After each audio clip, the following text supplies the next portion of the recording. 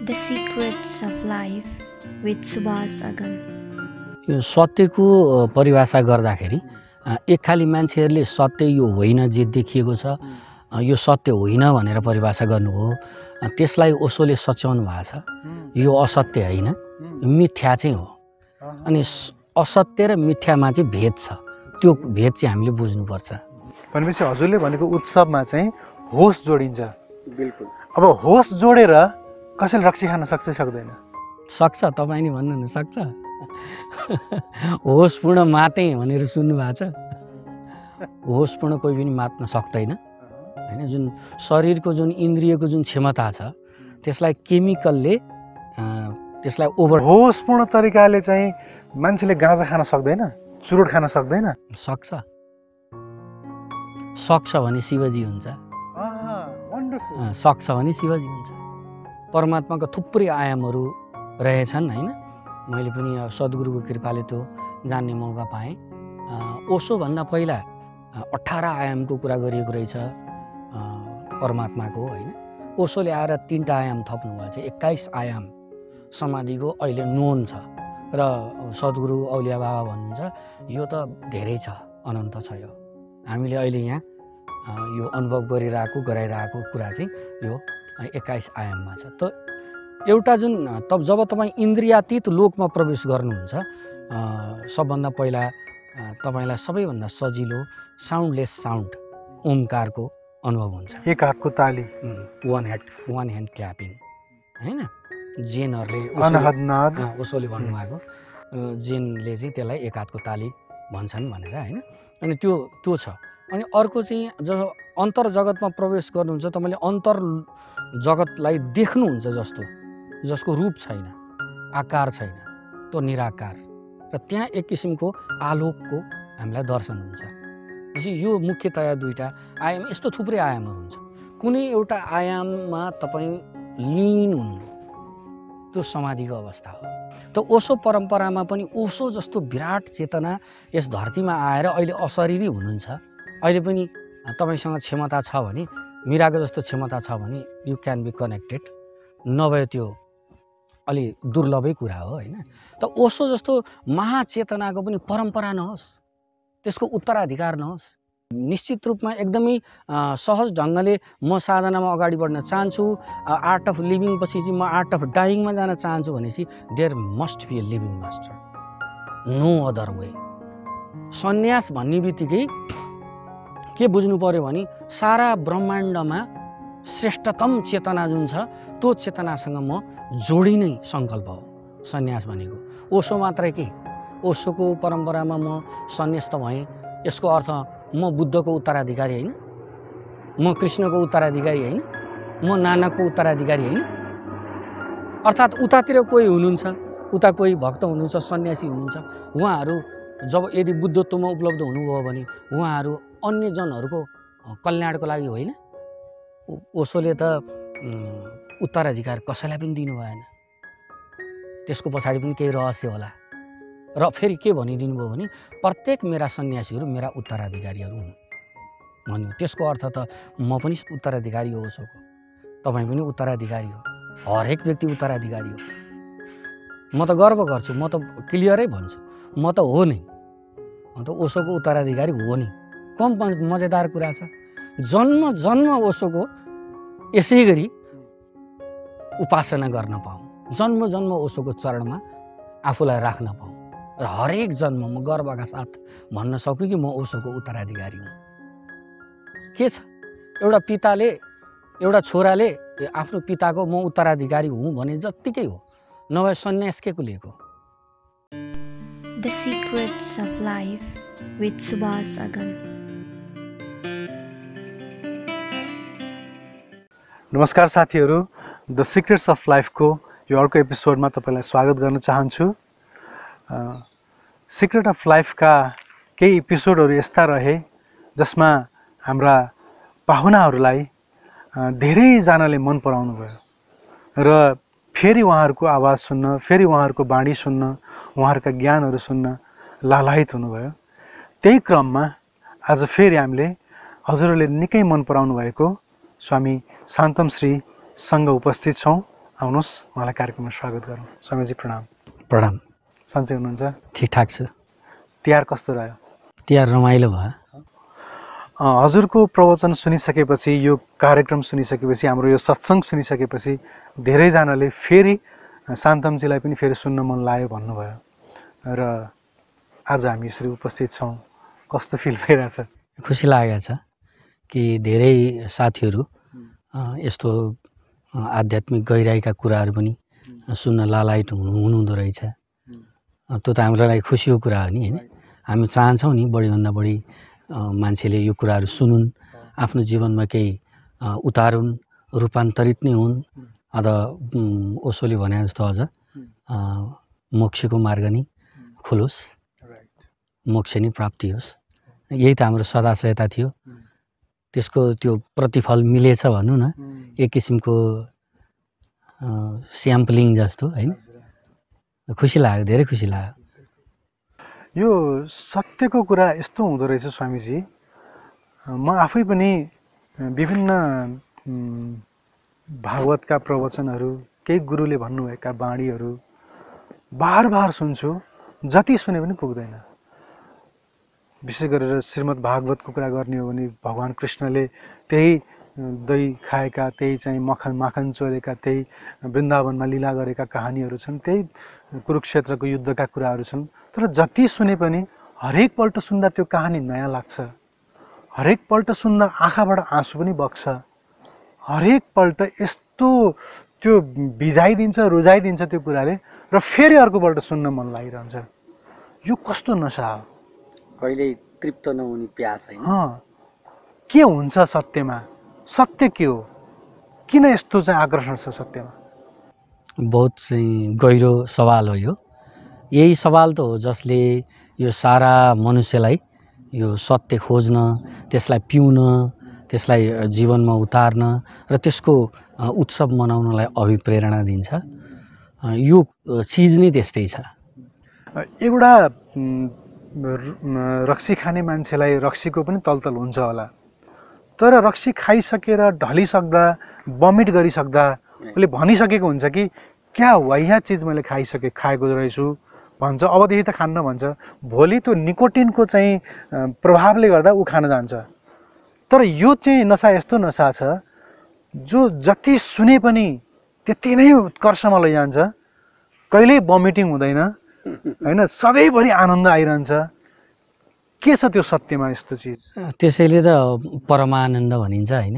अनन्त आनन्द भनिन्छ। यो महासुखको स्वाद, त्यो महासुखको स्वादले चाहिँ निश्चित रूपमा जब त्यसले कब्जा गर्छ, सामान्य एउटा रक्सीले, अघि तपाईँले भनिहाल्नुभयो, त्यसले त त्यो केमिकल रियाक्सन गरेर हाम्रो शरीरलाई त्यसले मादकता दिने हो। त्यो इन्द्रियको अनुभव भयो, होइन? इन्द्रियको अनुभवको एउटा सीमा छ। यो जुन सत्यको कुरा गरिरहेछौँ हामी, जुन आध्यात्मिक प्यासको कुरा गरिरहेछौँ, परम सुखको कुरा गरिरहेछौँ, यो इन्द्रियातीत अनुभव हो। त्यो कसैले जानेर कसैले नजानेर त्यो इन्द्रियातीत अनुभव पनि सामान्य मान्छेलाई पनि भइरहेको हुन्छ। उसको अवचेतन मनले त्यसको स्वाद कुनै न कुनै बखत जुन चिजको स्वाद लिएको हुँदैन त्यो चिजप्रतिको हामीलाई आकर्षण पनि हुँदैन, होइन? त्यो स्वाद चाहिँ कुनै न कुनै रूपले हामीलाई परेकै हुन्छ, नोइङली अननोइङली परेकै हुन्छ। त्यसले सानो पनि यसो एउटा झिल्को यदि भेट्यो, फेरि त्यो रिकनेक्सन बन्न गयो भनिसकेपछि त्यसले जुन किसिमले त्यो मनुष्यलाई आविष्ट गर्छ नि, त्यसको अन्त्य हुँदैन। त्यसैले यसलाई अनन्त सुख भनेको। अरू चाहिँ क्षणभङ्गुर सुख छन्। सुख चाहिँ अब दुई किसिमका हुन्छन्, होइन? एउटा इन्द्रियले, शरीरले, मनले लिने सुखहरू चाहिँ क्षणिक सुख भए, होइन? त्यसपछि इन्द्रियातीत अनुभवको जुन सुख हो त्यो चाहिँ अनन्त सुख हुन्छ। अनि निश्चित रूपमा जुन अनन्त सुख हो त्यसले जब कब्जा गर्छ, त्यो नसाले जब छुन्छ, सामान्य नसाले त तपाईँलाई 2-4 घन्टा 24 घन्टा मादकता दिन्छ भने त्यो अनन्त सुखले एकचोटि समातेपछि त्यो एकदमै तानि नै रहन्छ, आकर्षण गरि नै रहन्छ। त्यसैले त्यो लगातार आकर्षण गरिरहने तत्त्व भएको हुनाले नै कृष्ण भनिएको हो। जुन कृष्णको जसले निरन्तर आकर्षण गर्छ, जसले तानी नै रहन्छ, त्यो विशेषता हुन्छ। सत्यको विषयमा बोलिरहँदा हामीले सानोदेखि नै एउटा कुरा के सुनिरहेका थियौँ भने यो संसार अनित्य छ, यो संसार असत्य छ, यो जे देखिरहेका छौँ यो सबै माया हो। त्यसो भए के चाहिँ हो त नि? सत्य चाहिँ के हो त? यो यदि सब हामीले यो देखिरहेको, मेरो हात यहाँ छ मसँग, यो मेरो आई क्यान सी इट, यो सत्य मेरो लागि अहिले देख्दा त इट्स ट्रुथ, यो सत्य हो। तर सत्य होइन भनिन्छ, किनभने एक दिन यो जलेर खरानी हुन्छ। त्यो मैले पनि देखेको छु फेरि। त्यसो भए सत्य चाहिँ के हो त? यो सत्यको परिभाषा गर्दाखेरि एक खाली मान्छेहरूले सत्य यो होइन जे देखिएको छ, यो सत्य होइन भनेर परिभाषा गर्नुभयो। त्यसलाई ओशोले सच्याउनु भएको छ, यो असत्य होइन, मिथ्या चाहिँ हो। अनि असत्य र मिथ्यामा चाहिँ भेद छ, त्यो भेद चाहिँ हामीले बुझ्नुपर्छ। मिथ्या भनेको चाहिँ सत्य जस्तो आभास हुने तर वास्तवमा त्यो अस्तित्वमा नरहने अथवा त्यो परिवर्तन भएर जाने, एकैछिनमा छ जस्तो छ, एकैछिनमा छैन जस्तो छ, स्वप्नवत अस्तित्वलाई चाहिँ मिथ्या भनिएको हो। असत्य भनेको चाहिँ जुन चिज छँदै छैन, यो छँदै थिएन भने त कसरी देखा पर्छ? त्यसैले जुन परम सत्य दुई किसिमले प्रकट हुन्छ। एउटा साकार रूपमा प्रकट हुन्छ, यो पञ्चमहाभूत जुन यो साकार रूपमा प्रकट भएको छ, यो पनि परम सत्यकै आयाम हो, यो असत्य होइन। यो पनि सत्यकै आयाम हो, सत्यकै आयाम हो यो। अनि अर्को चाहिँ के हुन्छ भने अदृश्य हुन्छ, अव्यक्त हुन्छ। एउटा व्यक्त हुन्छ, अर्को अव्यक्त हुन्छ, अनि अव्यक्त सत्य। अनि वेदान्तीहरूले प्रायः सो सुरुमा चाहिँ यो मिथ्या भन्ने कुरालाई सत्य भन्ने शब्दले प्रतिस्थापन गरेर यो असत्य हो भन्ने कुरा आयो। यो व्याख्या चाहिँ गलत छ। यो असत्य होइन, मिथ्या छ, यो पनि आफ्नै एउटा सत्य हो। अहिले भर्खर तपाईँले मलाई देखिरहनु भएको छ, मैले तपाईँलाई देखिरहेको छु। यो हाम्रो जीवन चलिरहेछ, छोटो भए पनि छेडभङ्गुर भए पनि चलिरहेछ नि, यसलाई असत्य नै हो भन्न त कसरी सकिन्छ र? त्यही हुनाले यो मिथ्या छ, भन्नु मतलब परिवर्तनशील छ, यो मरण धर्म छ। तर यसको पूर्णतया अन्त्य भने छैन। एउटा रूप बदलिन्छ, अर्को रूपमा जान्छ, तर त्यो पूर्णतया मेटिँदैन। त्यही हुनाले यो असत्य होइन, यो मिथ्या छ। त मिथ्यासँग जब हामी तादात्म्य जोड्छौँ, हामीले एक किसिमको जुन अनुभव गरिरहेका हुन्छौँ कि त्यो तादात्म्यले के गर्छ, यही नै सत्य हो भन्ने भ्रम खडा गर्छ। तर अर्को मोमेन्ट नै जब त्यो रूप परिवर्तन गर्छ, अनि त्यो हाम्रो भ्रम भङ्ग हुन्छ, अनि त्यहाँ हामी दुखी हुन्छौँ। अब यो सत्य हो, हामीले देखिरहेको पनि आंशिक रूपमा भने यो पनि अङ्ग हो भन्ने कुरा हुँदाखेरि, त्यसो भए त यो संसार कमसेकम सत्य नै रहेछ, अङ्ग त रहेछ। अनि त्यो चारवाकले भने जस्तो म ऋण गरेर पनि त्यसो भए घिउ खाँदा भयो, ऋणम कृत्वा घृतम पिबेत गरे पनि भयो भने पनि त हुने रहेछ नि त। आखिरमा सत्य त सत्य भनिदिनु भयो फेरि हजुरले।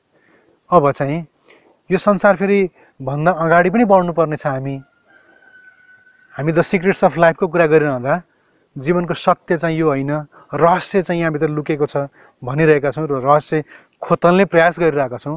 त्यसो भए अब यसपछि के त? यसलाई भोग्नुमा के नराम्रो छ? चारवाकले जस्तो भोग्नुमा यहाँ के नराम्रो छ? के नराम्रो छ यसमा? सब एभ्रिथिङ इज ओके।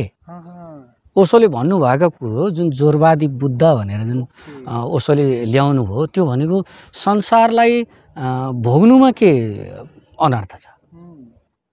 यो शरीर हो, यो नाशवान शरीर छ हैन, यो छेडभङ्गुर छ। तर त्यो छेडभङ्गुरताभित्र पनि एउटा उत्सव यदि गर्नमा के नराम्रो छ? यो संसारलाई उत्सवमय तरिकाले जिउँदा चाहिँ त्यो त अति राम्रो भयो। तर त्यो भोगाइको जुन दृष्टिकोण छ त्यसमा चाहिँ अलिकति हामीले सच्याउनु पर्ने हो।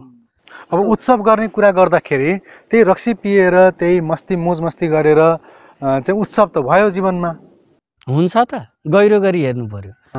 अब त्यसो भए हजुरले भनेको उत्सव र यो रक्सीबाट हुने उत्सव चाहिँ फरक रहेछ है? त्यसो भए अब हजुरले भनेको उत्सव के हो त? त्यसो भए होसपूर्ण हुनु पर्यो।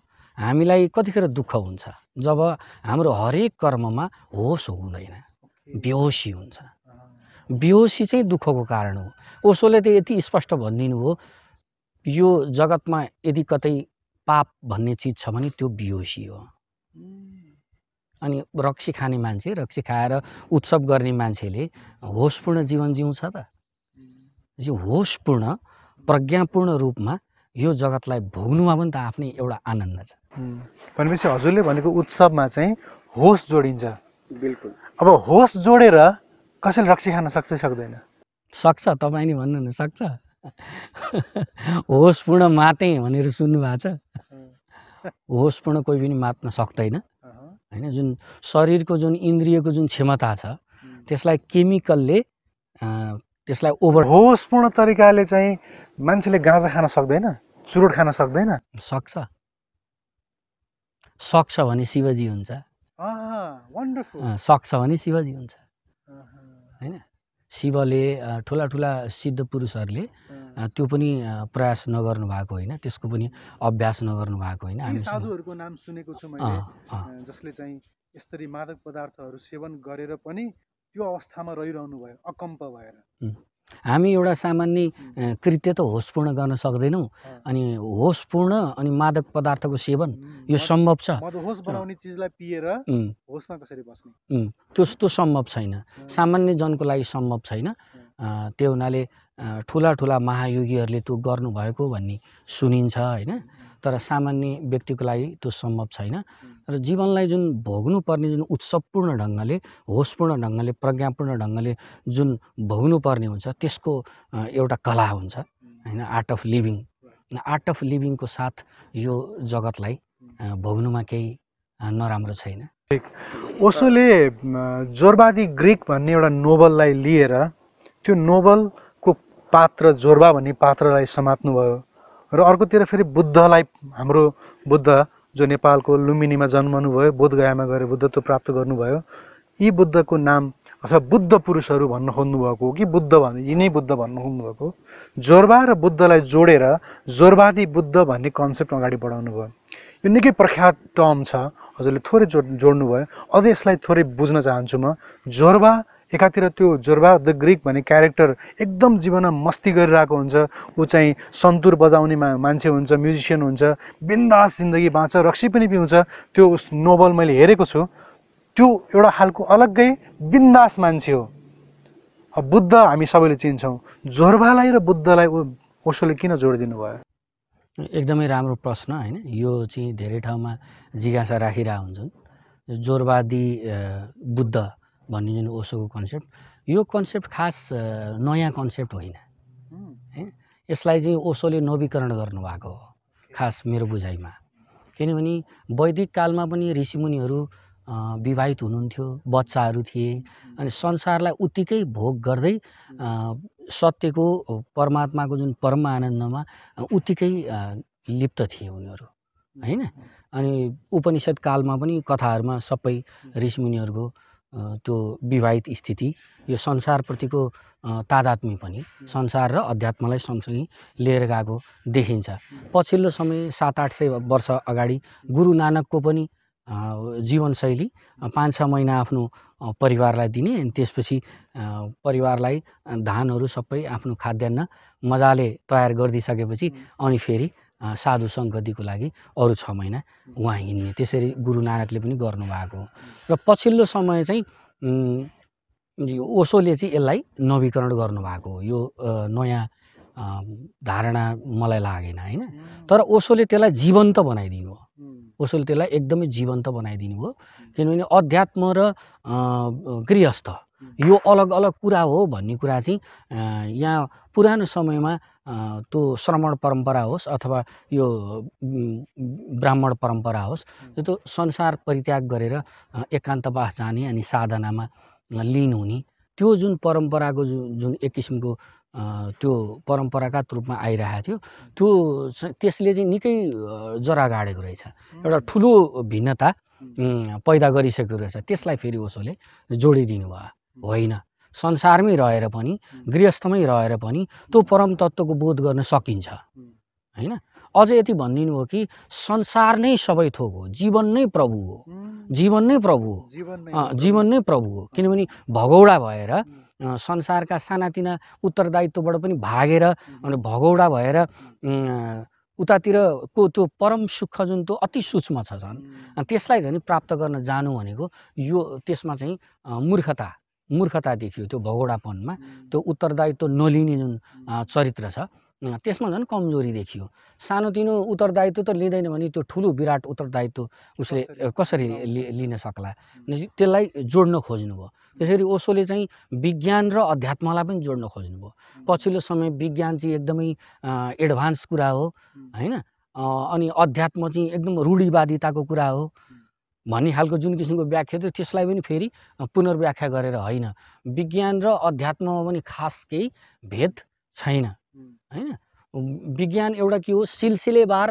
अध्ययन गर्ने एउटा निष्कर्षमा पुग्ने प्रक्रिया हो विज्ञान अनि अध्यात्ममा पनि यदि हामी जीवनलाई अध्ययन गर्दैनौँ वैज्ञानिक ढङ्गले अध्ययन गर्दैनौँ आफ्नो जीवनका समस्याहरूलाई त्यसको निराकरण गर्ने गौतम बुद्धले भनेको जस्तो दुःख छ भने दुःखको कारण छ भनेपछि त्यसको जरोसम्म पुगेर त्यसलाई निर्कोल गर्नलाई एउटा प्रणालीबद्ध ढङ्गले अगाडि बढिएन भने कसरी पुगिन्छ त भनेपछि विज्ञान कहाँ छुटेको छ त विज्ञान र अध्यात्म पनि एउटै हो बुद्ध अपुरो हुनुहुन्छ बुद्धसँग चाहिँ जोरबालाई किन जोड्नु पर्यो त्यो चाहिँ यस्तो हुन्छ बहुत राम्रो क्वेसन है भाइटल क्वेसन हो यो धेरै मान्छेलाई कन्फ्युजन पनि हुन्छ कुरा चाहिँ के हो भने बुद्धहरू चाहिँ सन्त पुरुषहरू महापुरुषहरू चाहिँ कस्तो हुन्छ भने समय सापेक्ष व्यक्तित्व लिएर प्रस्तुत हुनुहुन्छ जगतमा त्यो समयको माग के हो त्यो अनुसारको बुद्धको व्यक्तित्व बन्छ गौतम बुद्ध जतिखेर संसारबाट अलग भएर एकान्त बसेर अनि सबै भिक्षुहरूलाई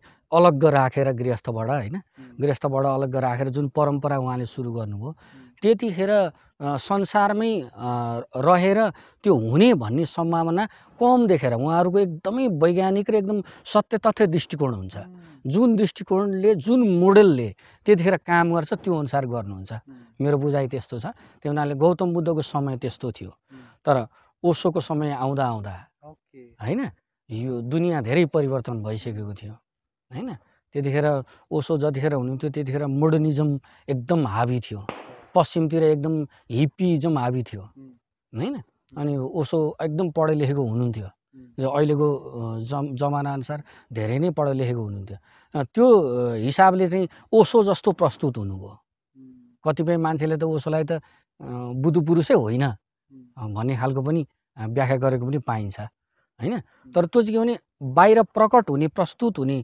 व्यक्तित्व अनि त्यो कार्यशैली एकातिर हुन्छ भने भित्रको जुन परम शान्ति छ जुन बुद्धत्व छ त्यो चाहिँ आफैमा अकम्प त्यो एउटै किसिमको उही किसिमको हुन्छ हरेक बुद्धहरूको त्यही चाहिँ जस्तो बाहिर जस्तो प्रकट हुन्छ भित्र जुन अप्रकट छ अकम्प छ जुन शान्त छ त्यही दुईटा कम्बिनेसन एकैचोटि हुन सक्छ भनेर चाहिँ ओशोले जोरवादी बुद्धको कुरा गर्नुभएको मेरो विचारमा अनि बुद्ध पनि अहिले मान्नु न बुद्ध चाहिँ अहिले जन्मिनु भयो यति बेला अनि सायद बुद्धले पनि यही कुरा गर्नुहुन्थ्यो जुन कुरा चाहिँ ओशोले गर्नुभयो किनभने हरेक युग फरक हुन्छ र त्यो युगको माग र युगका मान्छेहरूको अवस्था हेरेर गुरुले चाहिँ देशना दिन्छ हैन त त्यही हो एक्ज्याक्टली ओके अब ओशोको प्रसङ्ग चलिहाल्यो ओशोलाई सबैले सेक्स गुरु भनेर चाहिँ ट्याग लगाइदिएका छन्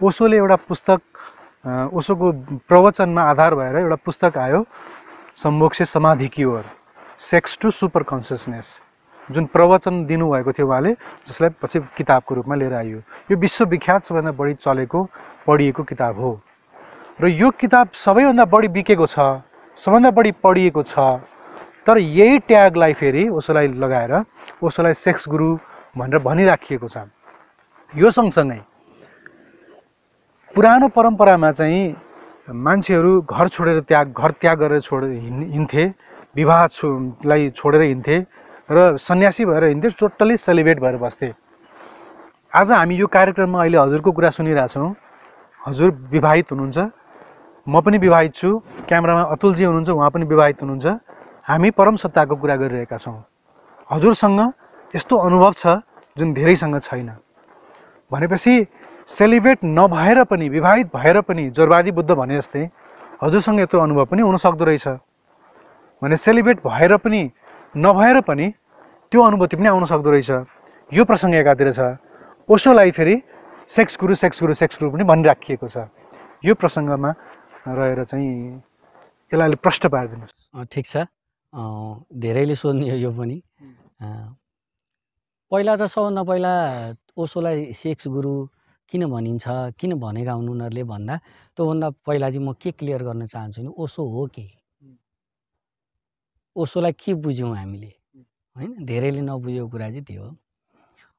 ओशो के हो भनेर बुझ्नुपर्छ पहिला। धेरैको आफ्नै पर्सपेक्टिभ छ। ओशो कोही भन्छन् विचारक हो, कोही दार्शनिक हो, कोही त एकदमै आलोचना गर्छन् अब सेक्स गुरु भने, होइन? वास्तवमा ओशो के हो भन्दा यो सन्त पुरुषहरूको दुईटा परिचय हुन्छ, होइन? सामान्य जनको एउटै परिचय हुन्छ। अर्थात् म यसो पनि भन्छु परिचय नै हुँदैन, किनभने परिचय छ भन्ने एउटा भ्रम हुन्छ। वास्तविक परिचय उनीहरूले कमाएकै हुँदैन। गुरुजीएफले भने जस्तो you have to earn your soul, you don't have soul right now, you have to earn it. भनेपछि सामान्य मान्छेको लागि त त्यो परिचय नै छैन। मेरो विचारमा पनि केही परिचय छैन। त्यो इन्द्रियहरूको, त्यो मनको स्मृतिको दुई चारवटा कन्डिसनिङहरू लिएर पुरा होल लाइफ बितिरहेको छ, त्यहाँ केही पनि छैन, होइन? त्यो एउटा मेमोरी चिप्स जस्तो हो, केही छैन। त जो सन्त पुरुषहरू हुन्छन्, युग पुरुष हुन्छन्, अवतार हुन्छन्, उनीहरूको दुईटा परिचय हुन्छ। एउटा यो मृन्मय देहको परिचय हुन्छ। यो मरण धर्म शरीर छ, यसको आफ्नै किसिमको क्यारेक्टर एट्रिब्युट्सहरू छ, आफ्नै नलेज छ, आफ्नै प्रेजेन्टेसन छ, आफ्नै प्रोसेस छ, सबै चिज छ। अनि अर्को चाहिँ चिन्मय परिचय हुन्छ, जुन देखिन्छ, एउटा रूपमा आधारित परिचय छ भने जुन अदृश्य परिचय छ, अरूपको परिचय छ, होइन? ओशो त्यस्तो व्यक्ति हो जसको त्यो मृन्मय परिचय भन्दा पनि बढी महत्त्व त्यो चिन्मय रूपको छ, दिव्य रूपको छ, क्या शाश्वत रूपको छ क्या ओशोको परिचय। तर सामान्य जनले सामान्य ढङ्गले हेर्दाखेरि एउटा व्यक्तिलाई कसरी बुझ्छन्? यो शरीरको रूपले बुझ्छन्, बोलीको रूपले बुझ्छन्, उसको कर्मले बुझ्छन्, कृत्यले बुझ्छन्, होइन? त्यो जुन त्यो चिन्मय परिचय छ त्यो त उनीहरूलाई थाहा हुँदैन। अनि निश्चित रूपमा ओशोलाई विभिन्न किसिमको नामले सम्बोधनले पुकारिएको कारण चाहिँ त्यो हो कि उहाँको बाहिरी व्यक्तित्व, बाहिरी प्रेजेन्टेसन हेरेर मान्छेहरूले त्यो भनेका हुन्। त्यसमा पनि पर्टिकुलरली धेरै परिचयहरू दिन सकिन्थ्यो। त्यसमा पनि फेरि सेक्स गुरु नै भनेर अझ बढी हाइलाइट गरेर त्यो किन गरिएको भन्दाखेरि कसैले तपाईँका बारेमा केही टिप्पणी गर्यो, तपाईँको बारेमा केही बोल्यो भनेपछि त्यो तपाईँकै बारेमा यथार्थ व्याख्या हो भनेर भन्न सकिन्न, किनभने प्रस्तुति उसको हो। भनेपछि जसले प्रस्तुति गरिरहेछ उसको दृष्टिकोण हो त्यो, होइन? अनि कसैले ओशोलाई सेक्स गुरु भन्दैछ भने त्यो सेक्स गुरु जसले भनिरहेछ उसको परिचय हो त्यो, होइन? आफैमा ओशो के हुनुहुन्छ? महासागर हुनुहुन्छ, विराट हुनुहुन्छ। तपाईँले जसरी बुझ्न खोज्नुहुन्छ ओशोलाई त्यो सबै आयाममा उत्तिकै उपलब्ध हुनुहुन्छ ओशो, होइन? तर तपाईँसँग जे छ, जुन दृष्टिकोण छ, त्यही दृष्टिकोणले त्यही चस्मा लाएर ओशोलाई हेर्नुभयो त। अनि त्यही पुस्तकमा पनि सम्भोगदेखि कसरी समाधिसम्म जान सकिन्छ विषय छ। राइट। त समाधि त छुट्यो, समाधि त छुट्यो, समाधि गुरु भन्दै भनेन कसैले पनि। सम्भोग से समाधि की ओर ओशोको करुणा हेर्नुहोस्। ओशो नै एउटा यस्तो पछिल्लो सद्गुरु हो, उहाँले मनुष्यलाई जहाँ छ त्यहीँबाट त्यो परम तत्त्वसम्म त जोडिन सक्छस्, त्यहाँ पुग्न सक्छस् भनेर हर किसिमका विधिहरू दिने। सम्भोग से समाधि के त ओर त हिलोदेखि कमलसम्मको यात्रा देखाउन खोजेको होइन? बिल्कुल बिल्कुल। राम पहिला त्यो सम्भोग से समाधि की ओर किताबको नाम नै काम से राम की ओर थियो, पछि त्यसलाई परिमार्जन गर्नुभएको छ, होइन? त व्यक्ति कहाँ छ भन्दाखेरि हरेक व्यक्ति जसले त्यस्तो व्याख्या गर्यो ऊ चाहिँ आफै सेक्समा छ। त्यो हुनाले सेक्सले, ओशोले भन्नुहुन्छ पुरै जगत के छ भन्दाखेरि सेक्सको दमनमा पीडित छ, यौन दमनमा पीडित छ पुरै दुनियाँ। र हाम्रो पनि अनुभव त्यही देखियो। जगत मान्छे कहाँ छ, मान्छेको चेतना, ओशोले नि भन्नुभयो ओरेगनमा त्यो जुन एक्सिडेन्ट भइसकेपछि त्यहाँबाट फर्किसकेपछि अनि ओशोले भन्नुभएको छ कि यो जगत अहिले तयार भइसकेको रहन्छ, जुन टिचिङ म दिन खोजिरहेको छु। एक्सिडेन्ट भन्दा फेरि नबुझ्नु होला कसैले, एक्सिडेन्ट भनेको ओरेगनमा चाहिँ एउटा आश्रम थियो, त्यो आश्रमलाई चाहिँ अमेरिकी सरकारले ड्रग्स डिलरहरूदेखि ड्रग्सभित्र लुकाएर अनि त्यो आश्रमलाई बन्द गरिएको थियो। षड्यन्त्रपूर्वक जेल पनि हालियो, बिख खुवाइयो, पोइजनिङ पनि गरियो, अनि त्यसपछि त्यहाँबाट ओसोलाई मुभ गराइयो र युरोपका कुनै देशमा उहाँको प्लेनलाई ल्यान्ड पनि हुन नदिएर उहाँलाई सिधै फर्काउने प्रयास गर्यो। यसैलाई एक्सिडेन्ट भनिरहनु भएको स्वामीजीले। सो एक्सिडेन्ट पछिको कुरा जुन गर्छ त्यो ओसोले भन्नुभयो कि जगतमा जुन कुरा म दिन खोजिरहेको थिएँ त्यसको लागि अहिले पनि मनुष्य चेतना तयार भइसक्यो रहेनछ भन्नुभयो। पछि थुप्रै विद्वानहरूले पनि त्यो समीक्षा गरेको मैले पढेँ कि ओसो 200 वर्ष अझ अगाडि जन्मिनु भयो, अझ 200 वर्ष पछि जन्मिनु पर्थ्यो, कुरा सुन्न हामी तयार छैनौँ भन्ने खालको निष्कर्ष निकालिएको देखियो, पाइयो। मेरो पनि अनुभव जब जब म ग्रो हुँदै गएँ साधनामा, अनि म हेरिरहेको छु मान्छे वास्तवमा एकदमै थोरै मान्छे मात्रै तयार छ होइन, वास्तवमा मान्छे अझै तयार छैन होइन। मान्छे अहिले पनि सेक्समै छ, त्यो हुनाले उसको आफ्नो चस्मा जे छ होइन, त्यो त्यही चस्माले देखेको हो ओसोलाई पनि। यो प्रसङ्ग उठिरहँदा यो प्रश्नको उत्तरलाई हामी यहीँसम्म नै थाती राखौँ। तर यो प्रश्नको उठाइ सँगसँगै दुईवटा अरू परम प्रश्नहरू खुल्छन्।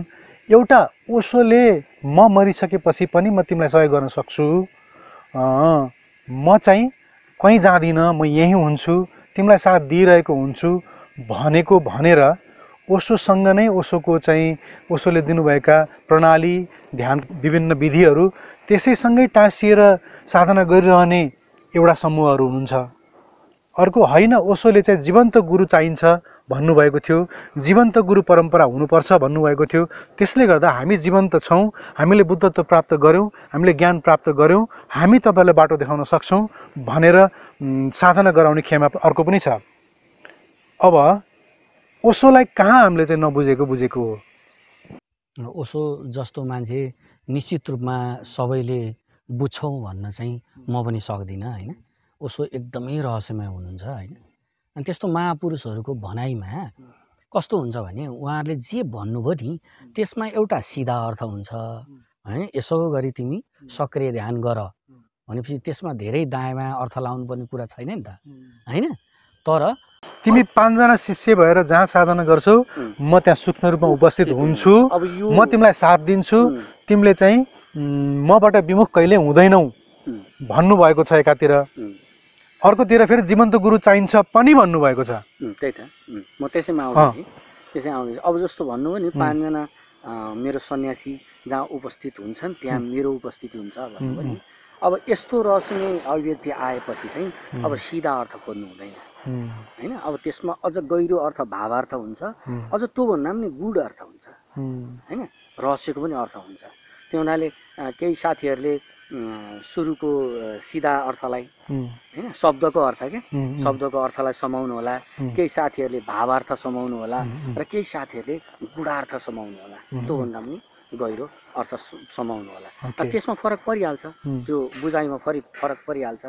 त मेरो बुझाइमा चाहिँ के छ भने जति जति गहिरो साधना गर्दै गइन्छ, अनुभूति हुँदै जान्छ, त्यति हामीसँग चाहिँ एउटा प्रज्ञाको उदय हुँदै जान्छ।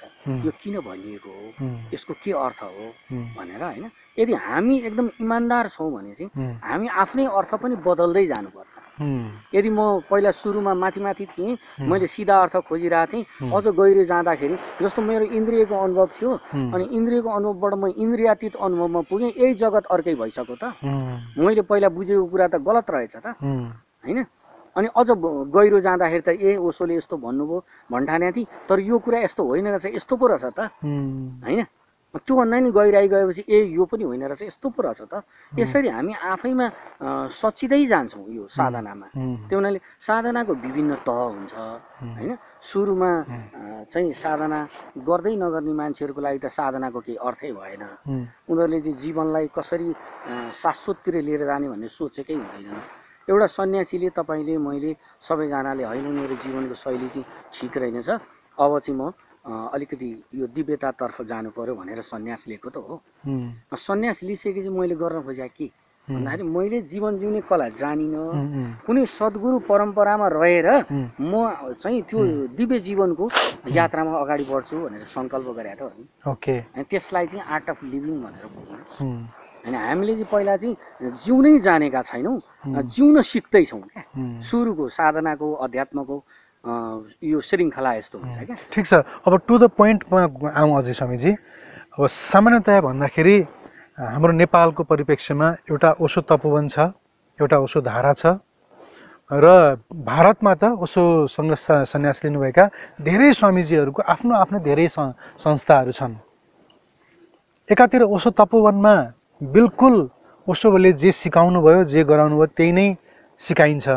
आनन्द अरुण स्वामीजीले म बुद्ध पुरुष भएँ भन्नुभएको छैन अहिले पनि।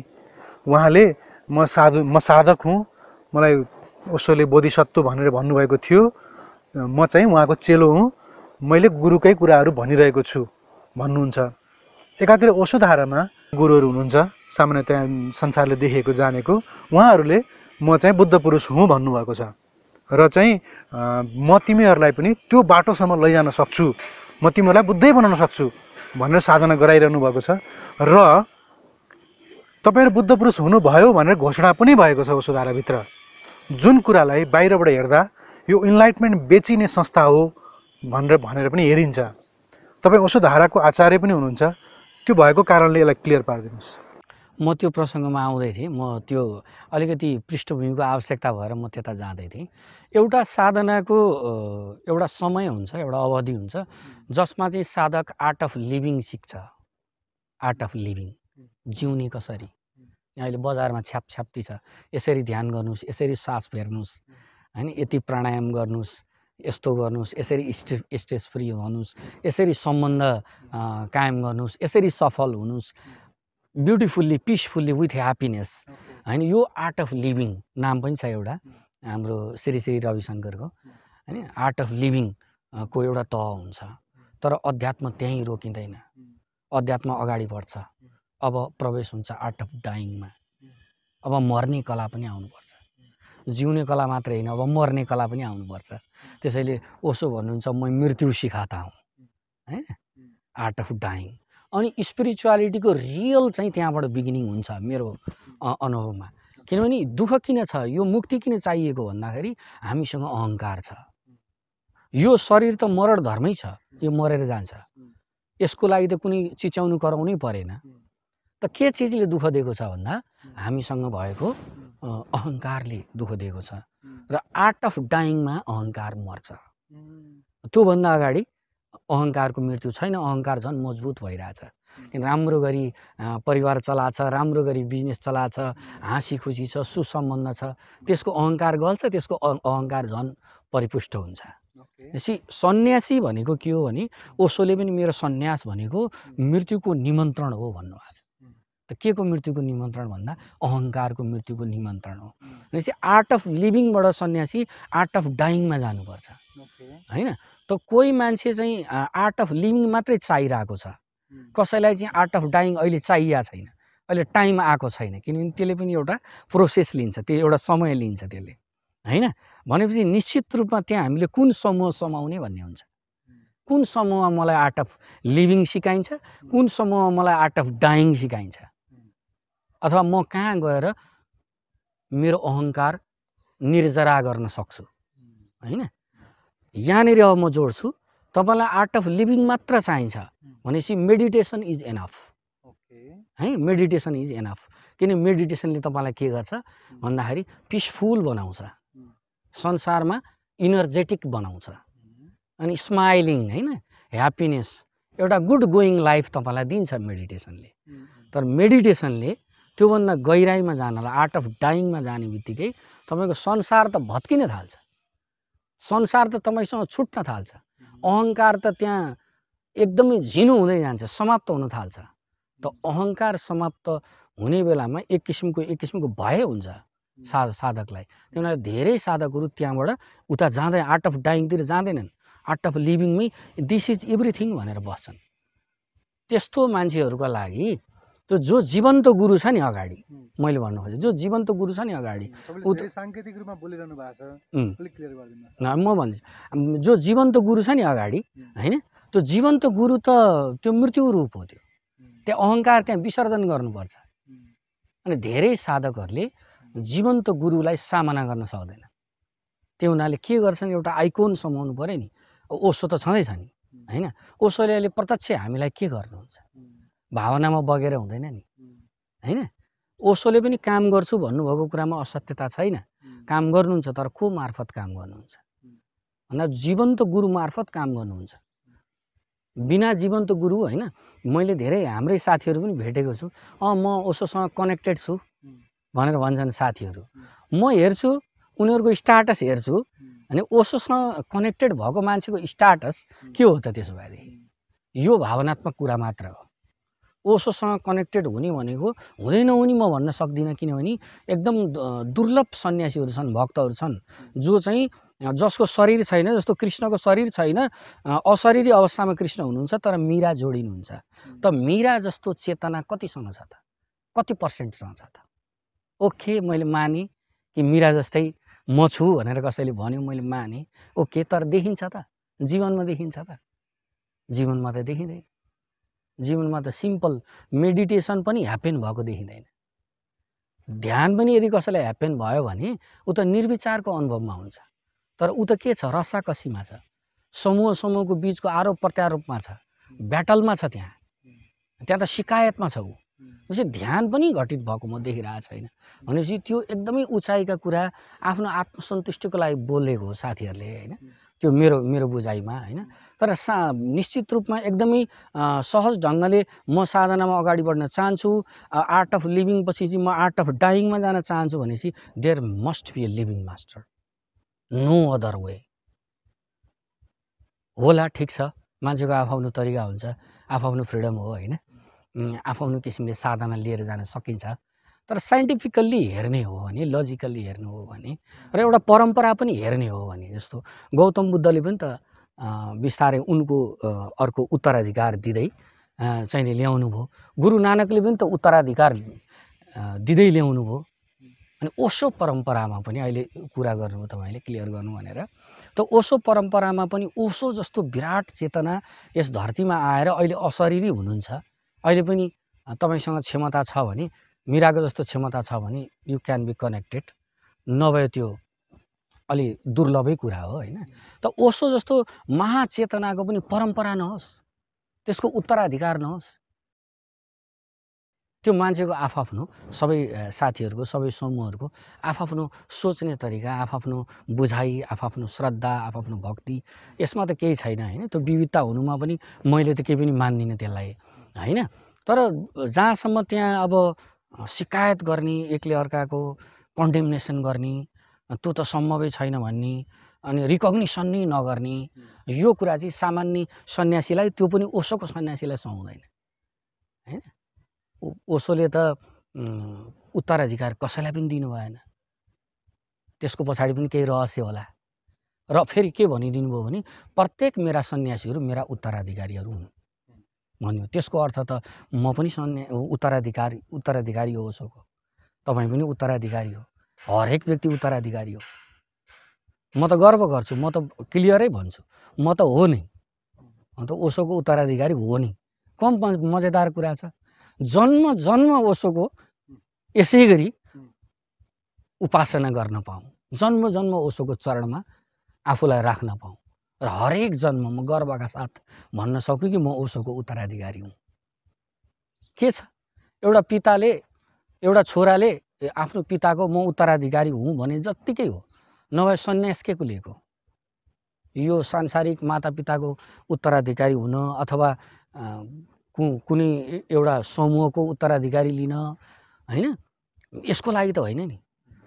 सन्यास भन्ने बित्तिकै के बुझ्नु पर्यो भने सारा ब्रह्माण्डमा श्रेष्ठतम चेतना जुन छ त्यो चेतनासँग म जोडिनै सङ्कल्प हो सन्यास भनेको।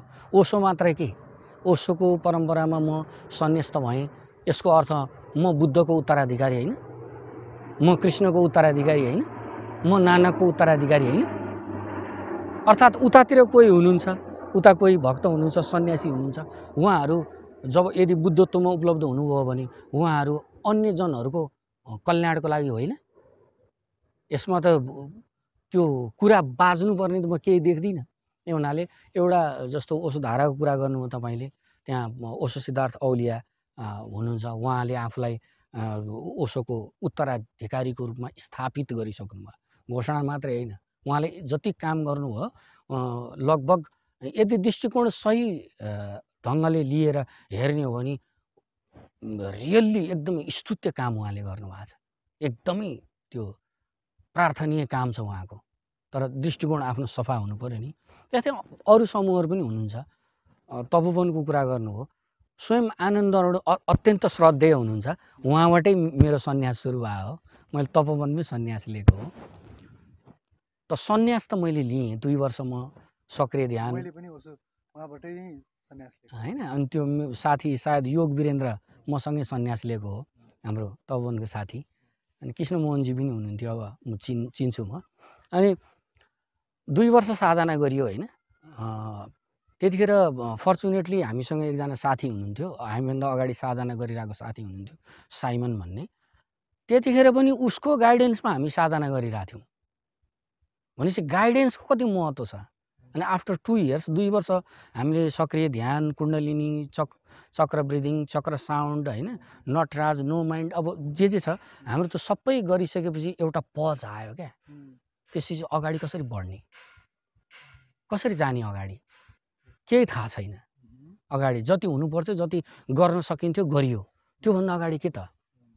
तर मलाई त 2001 मा मलाई 70 घटिसकेको रहेछ, तर मलाई थाहा छैन होइन। यस्तो रहस्यमा कसले गाइड गर्ने त। त्यतिको कुरा मात्रै गरेर हुन्छ कि होइन, त्यसलाई एउटा वे दिनुपर्छ। जसले वे दिन्छ, जसले बाटो देखाउँछ होइन, त्यो त वास्तवमै स्तुत्य हुन्छ होइन। त्यो हुनाले केही पनि विभेद म देख्दिनँ होइन। म सबैको प्रतिनिधि हुँ भन्ने लाग्छ मलाई होइन। सबै गुरुभाइहरू, समूहहरू मेरो लागि एकदमै प्रिय हुनुहुन्छ। म पुरै ओशोको चाहिँ उत्तरदायित्व लिन चाहन्छु, मेरो व्यक्तिगत रूपमा भन्नुपर्दा। र अरू ओशोको मात्रै होइन, गैर ओशोहरू सबै हरेक व्यक्ति प्रिय छन् नि। एउटा व्यक्ति जागृत भइसकेपछि त, जागिसकेपछि त। र साधनाको मार्गमा लागिसकेपछि अन्ततगतवा हाम्रो परम उत्कर्षमा पुग्ने भनेको बुद्धत्वको अवस्था, ज्ञान प्राप्त भएको अवस्था, र त्यसपछि सहज भएर बसेको अवस्था भनिन्छ। ओशो धारामा बुद्धत्वको अवस्थासम्म पुगेका सन्यासीहरू हुनुहुन्छ भनिन्छ, र त्यहाँ त्यो लेभलमा पुर्याउन सक्ने विधि पनि छ भनिन्छ। के सम्भव छ? त्यो सम्भव छ होइन। सबभन्दा पहिला त के कुरा बुझ्नु पर्यो भने, यो इन्लाइटनमेन्टलाई जसरी लिया छ नि, व्याख्या गरिया छ नि, त्यो इन्लाइटनमेन्टको क्लियर कुरा बुझ्नु पर्यो कि वाट इज इन्लाइटनमेन्ट, यो कुरा पहिला बुझ्नु पर्यो। अब ओशोले एउटा इन्टरप्रिटेसन केही भन्नुभएको छ, जे कृष्णमूर्तिले अर्को केही भन्नुभएको छ, जर्ज गुरुजीएफले केही भन्ला, इकार्ट टोल अहिलेको छ उसले केही भन्ला। त्यो कुरा भन्दा नि सिम्पल के कुरा बुझ्नु पर्यो भने, मैले आफूले जे बुझेँ होइन, मलाई त कस्तो लाग्छ भने, जो व्यक्ति म अब सन्यास जीवन जिउँछु भनेर निर्णय गर्छ, त्यो सर्टेन लेभल अफ इन्लाइटेन्ड मान्छे हो। त्यो सन्यास लिनलाई जसको मनमा तयारी भयो है, नोइङली।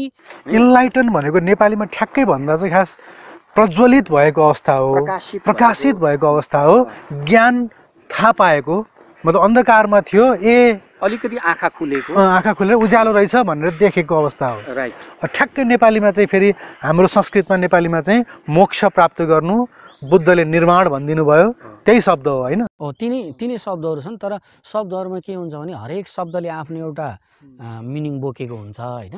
अनि त्यो शब्दको अर्थ भन्दा नि म तपाईँलाई अनुभूतिबाट अलिकति क्लियर गराउन खोजिरहेको छु। त्यो सिम्पल वेबाट म भनिरहेको छु कि तपाईँलाई लाग्यो कि यो जीवन मेरो बहुत चाहिँ व्यर्थ गएछ, म चाहिँ अब यो दिव्य जीवनको यात्रामा यसरी अगाडि बढ्छु भने, निश्चित रूपमा एउटा सामान्य मान्छे जो संसारमा रमाइरहेको छ होइन, जसलाई आर्ट अफ लिभिङको कुरै थाहा छैन, अथवा मतलबै छैन, अर्थै छैन, महत्त्वै छैन, त्यो भन्दा तपाईँ त अलिकति प्रकाशित त स्वत भइहाल्नु भयो नि, स्वत हुनुभयो होइन। किन त्यो कुनै चमत्कार होइन त्यो इन्लाइटनमेन्ट भनेको चाहिँ तपाईँलाई माथिबाट आएर कुनै लाइटनिङ परेर तपाईँको चाहिँ एकदम बुम हुने भने जस्तो त्यो बिग ब्याङ भने जस्तो कुरा होइन कि अनुभूतिगत कुरा हो, आत्मगत कुरा हो हैन। त्यो आत्मगतमा तपाईँ आफूलाई विकसित महसुस गरिरहनु भएको छ भने तपाईँ इन्लाइटनमेन्टको जर्नीमा हुनुहुन्छ नि हैन। सिम्पल कुरा भनेपछि त्यसमा पनि ओशोको परम्परा कस्तो छ, ओशो कस्तो बुद्ध हुनुहुन्छ, उहाँको इन्लाइटनमेन्टको लेभल कस्तो छ भनेपछि ओशोको परम्परामा अहिले त त्यति छैन, धेरै सरल भइसकेको छ। जतिखेर स्वामी आनन्दरणहरू उहाँहरू चाहिँ त्यतिखेर हैन, आनन्द वैराग्यहरू, नरेन्द्र बोधिसत्वहरू उहाँहरूको पालामा जतिखेर ओशोको एकदम डाइरेक्ट इन्लाइटनमेन्टमा उहाँहरू हुनुहुन्थ्यो हो, त्यतिखेर त चुनौती पनि थियो, ओशो विवादास्पद हुनुहुन्थ्यो। त्यतिखेर ओशोको सन्यास लिने व्यक्ति त निश्चित रूपमा अरूभन्दा त क्रान्तिकारी नै थियो हैन। त्यो आध्यात्मिक क्रान्ति नै हुन्छ, त्यो साहस भएको व्यक्ति थियो। मैले भन्न खोजेको त्यो आफैमा ओशोको सन्यास आफैमा एउटा इन्लाइटनमेन्टको बिगिनिङ हो भन्छु म हैन। तर बिगिनिङ त भयो, त्यसको त प्रोसेस छ नि त फेरि। ल सन्यासी भयो हैन, अनि के उसका दुःख गए त? अब सवाल आफूले आफैतिर फर्काउने कुरा आयो क्या। उसका दुःख गए त? अब उस संसारको लागि एकदमै यो प्रकृति जस्तै भयो त? ऊ समभावमा उपलब्ध भयो त? ऊ सहज भयो त? यो प्रश्न चाहिँ आफ्ना लागि, अरूका लागि भन्दा पनि प्रत्येक सन्यासीले आफ्ना लागि गर्नु पर्यो हैन। म सन्यासी भएँ अनि मलाई ध्यान घटित भयो त? बिहान बेलुका सक्रिय ध्यान, कुण्डलिनी हैन, अरू जुन पनि ध्यान छन्, चाहे ओषधाराका ध्यानहरू छन्, ओषधाराकै सन्यासीलाई पनि यो प्रश्न हो। सन्यास लिइसकेपछि मलाई ध्यान घटित भयो त? म निर्विचारमा छु त? मलाई अब संसारले तान्दैन त? म रूपान्तरित भएँ त? भनेर आफैले आफूलाई इमान्दार रूपमा सोद्धाखेरि यदि भएको हो भने त भएको हो नि त हैन। र त्यो चाहिँ के हुन्छ भने एक्लै अलि सम्भव हुँदैन। त्यसैले त सङ्घम शरणम गच्छामि भनिएको हो हैन। बुद्धम शरणम गच्छामि हैन, सङ्घम शरणम गच्छामि अनि धम्मम शरणम गच्छामि। यो त्रिरत्नको उता बुद्ध धर्ममा छ। यतातिर ओशोले पनि त्यसलाई रिपिट गर्नुभएको छ र ओशोधाराले अहिले अलि त्यसलाई मोडिफाई गरेको छ। अनि यो किन त भन्दाखेरि जब सङ्घ चाहिन्छ भनेपछि त्यो सङ्घमा एउटा सम्बुद्ध चाहिँदैन, सिधै छ त कुरा। जसले बाटो देखेको छ, जसको जीवनचर्या हेर्दाखेरि हैन, ऊ चाहिँ पारङ्गत देखिन्छ हैन। त्यो देख्दैखेरि थाहा हुन्छ त त्यहाँ कुनै पनि समूहमा, त्यो सङ्घमा कोही न कोही कम्तीमा पनि हैन एउटा जागृत व्यक्ति भइसकेपछि मात्रै त्यो सङ्घ हुन्छ। नभए त त्यो के भयो, एउटा सामान्य समूह मात्रै भयो। त्यो मालै लगाएको किन नहोस्, सन्यासी नै लिएको किन नहोस्, ऊ आफ्नो विकास खोजिरहेको छैन। अर्थात् उसलाई विकासतिर हुत्याउने अर्को व्यक्ति, उसलाई चुनौती दिने हैन, उसलाई आह्वान गर्ने, उसलाई ललकार्ने अर्को त्योभन्दा माथिल्लो चेतनाको व्यक्ति छैन भने त्यहाँ विकास कसरी सम्भव हुन्छ? यिनै कुराहरू हुन्, यिनै भेद विभेदहरू हुन्। तर वास्तवमा जसलाई चाहिएको छ के, जसलाई चाहिएको छ, सबैले एकदमै आफ्नो इमान्दार रूपमा भन्नु पऱ्यो कि म ओशोको सन्यासी भएँ, ओशोको परम्परामा छु, अनि मैले ध्यान चाहिँ जानेको छु अथवा जानेको छैन। त एवं रीतले कसैले ध्यान जान्दछ, ध्यान भन्दा पनि अझ गहिराइमा समाधि छ, समाधि जान्दछ भनेपछि ध्यान जान्ने भन्दा समाधि जान्ने व्यक्ति त मोर इन्लाइटेन्ड त त्यतिकै भयो नि हैन। र अन्ततगत कसैलाई लागिरहेछ म जगतप्रति अनासक्त छु, मेरो कुनै अब कथा कहानी छैन, म एकदम मस्त छु आफैमा पूर्ण छु भनेपछि ऊ त सम्बुद्ध भयो त हो। त्यसको लागि त नयाँ कुनै त्यो क्राउनिङ गर्ने हैन, नयाँ के हुनुपर्ने भन्ने खालको चाहिँ कथा भन्दा पनि मैले चाहिँ आफूलाई एकदम साधारण ढङ्गले लिएर गएँ। त्यसको अर्को पाटो पनि छ, सिद्धिको तर्फबाट गर्ने व्याख्या पनि छ कि सतोरीमा के हुन्छ, सम्बोधिमा के हुन्छ हैन, ती कुराहरू पनि छन् हैन। तर ती कुराहरू त निकै माथिल्ला कुराहरू भए क्या। तर त्यो जसले चाहिँ ध्यान पनि पार गरेन उसले चाहिँ धेरै कलह गर्यो क्या, यो समाधि हुनै सक्दैन अनि सम्बोधि हुनै सक्दैन भन्ने खालको कुरा चाहिँ जान्ने व्यक्तिले त हुनसक्छ भनिहाल्छ नि, अनुभव गरेको व्यक्तिले त हुनसक्छ भनिहाल्छ नि। तपाईँ एउटा प्रसङ्ग मलाई याद आउँछ ओशोकै समयमा कि ओशोलाई गएर केही मान्छेहरूले भन्छन् भगवान चैतन्य भारती तो अपने आप को इनलाइटन करता है, ये कैसे हो सकता है भनेर भनेकोमा भगवानले भन्नुहुन्छ गजब छ ओशोको रिप्लाई दिने तरिका तपाईँलाई पनि थाहा छ नै छ हैन। चैतन्य भारती इनलाइटन हो गया तो तुम्हारा बाप का क्या गया। कोही व्यक्ति इनलाइटनमेन्टमा छिर्यो, खुसी हुनुपर्ने कि शिकायत गर्नुपर्ने? म त केही देख्दिनँ म कुरा।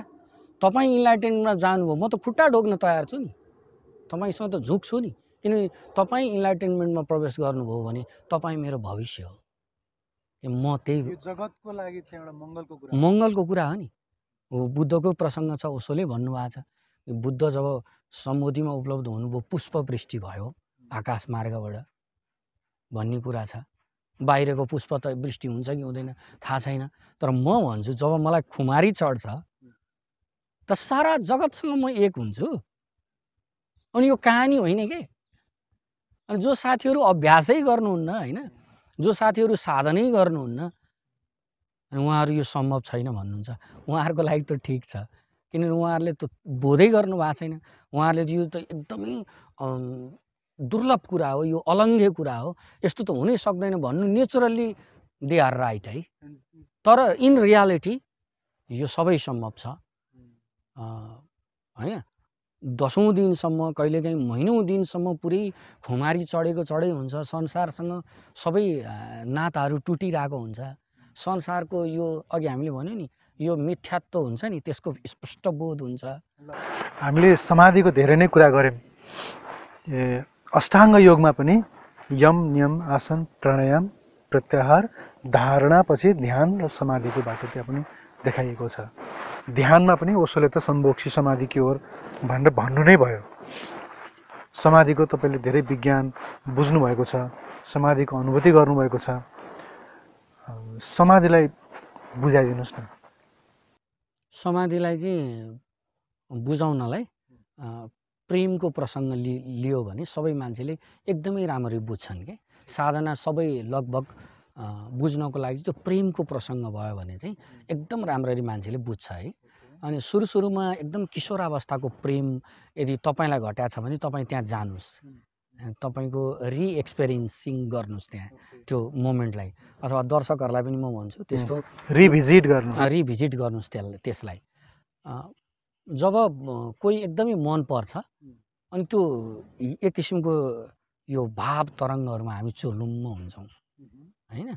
हो त्यतिखेर तपाईँलाई के लाग्यो भने पहिला सुरुमा तपाईँलाई वास्तै छैन, एउटा राम्रो स्त्री देख्नुभयो अथवा पुरुष देख्नुभयो अनि त्यसमा तपाईँ लस्ट हुनुभयो। र ओशोको तरिकाबाट म भन्ने चाहिँ लस्ट हुनुभयो भनेपछि तपाईँको चेतनाको त्यो अवस्थालाई दर्शक अवस्था भनिन्छ।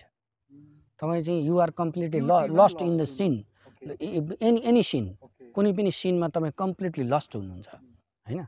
तर अर्को फेजमा तपाईँलाई आफूभित्रको तरङ्ग पनि महसुस भयो भने चाहिँ यु आर सब्जेक्टिभली अवेर हैन। यसमा तपाईँको शरीरको वेदनाहरू, यो संवेदनाहरू, फिलिङ्सहरू त्यो सबै जान्दै हुनुहुन्छ भने अब तपाईँ द्रष्टा हुनुभयो हैन, द्रष्टा हुनुभयो हैन।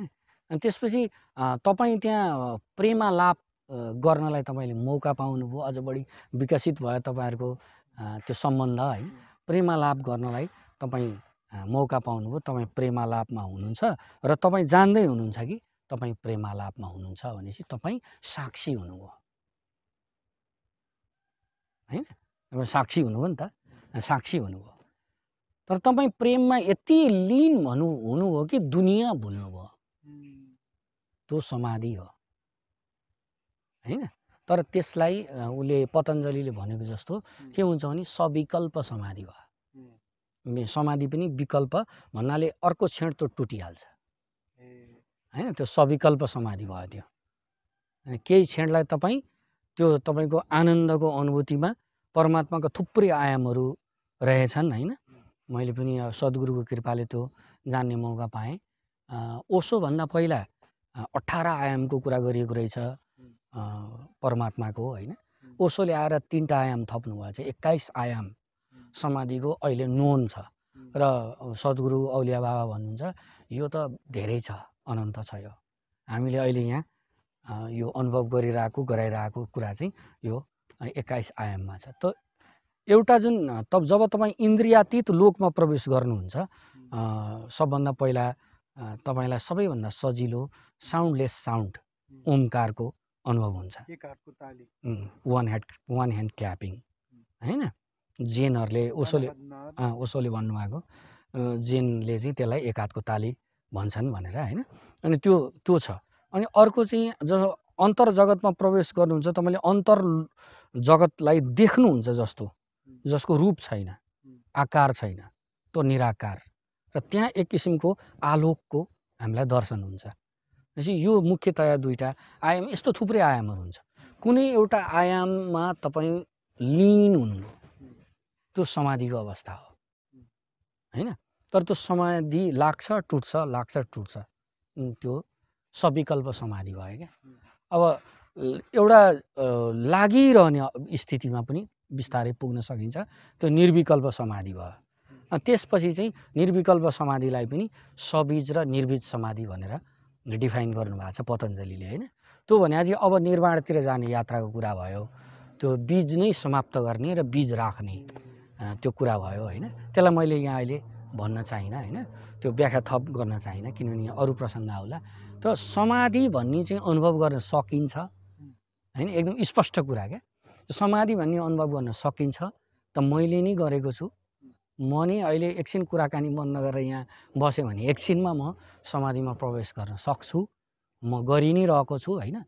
र समाधि भइसकेपछि मात्रै, समाधिमा प्रवेश गरिसकेपछि मात्रै, अथवा ओशोको भाषामा भन्नु, ओशोले चाहिँ खास क्याटेगोरी गर्नु भएन क्या। ध्यानको अझ गहिराइलाई, समाधिको अवस्था अझ गहिराई, त्यसमा खास क्याटेगोराइज त्यति धेरै गर्नु भएन, त्यसरी व्याख्या गर्नु भएन मैले बुझेसम्म होइन। अनि यहाँ चाहिँ ओशो धारामा चाहिँ ध्यानभन्दा अझै गहिरो गइयो भने तथाता भन्दा पनि अझ गइयो भने समाधिको चेतनाको अवस्था, यसरी हामीलाई गाइड गरिएको छ होइन। हामीले यसरी अनुभव गर्छौँ र त्यो समाधि सम्भव छ, तपाईँलाई पनि सम्भव छ, मलाई पनि सम्भव छ। चाहियो त के भन्दाखेरि तपाईँको ग्रहणशीलता, तपाईँको तयारी, तपाईँको सङ्कल्प। सबैको बाई बर्न युआर बुद्ध भन्ने ओशो होइन, तिमी त जन्मजात बुद्ध हौ भन्ने ओशोको हामी सन्यासीहरू यस्तो कन्जुस, यस्तो न्यारो माइन्डेड हुन आवश्यक छ र। Let's do and know yourself. हामी आफै जानु न, गरौँ न, ध्यान गरौँ, साधना गरौँ, समाधि गरौँ, हो कि होइन रहेछ भनेर हेरौँ, अनि त्यसपछि कुरा गरौँ न।